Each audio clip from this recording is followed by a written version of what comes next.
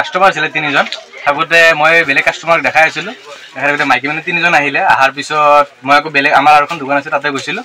আহি কেনে চাওঁ মই এতিয়া চালোঁ যে টি চাৰ্ট কিবা অলপ সন্দেহ লাগিছে তাৰপিছত মই দাদাক ক'লোঁ যে দাদা CC কেমেৰাটো ফুটেজ চেক কৰোঁ নেকি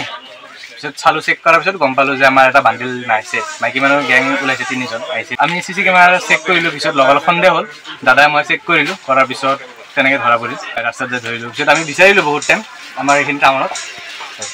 এইটো মঙলদৈ টাউনত হয় মঙলদৈ টাউনত আমাৰ ৰাজীৱ কালেকশ্যন দোকানৰ নাম থানাত এতিয়া পঠাইছোঁ আপোনাৰ চমজাই দিছোঁ ইয়াৰ পুলিচৰ তাত 3জন আছিলে বাচ্চা এজন আছিলে লগত আৰু মাৰ্কেটত আৰু বিভিন্ন ধৰণৰ কিবা বস্তু সামগ্ৰী চুৰ কৰা দেখা পাইছোঁ আমি মোনাত পাটৰ ছেট দেখা পালোঁ একযোৰা তেনেকৈ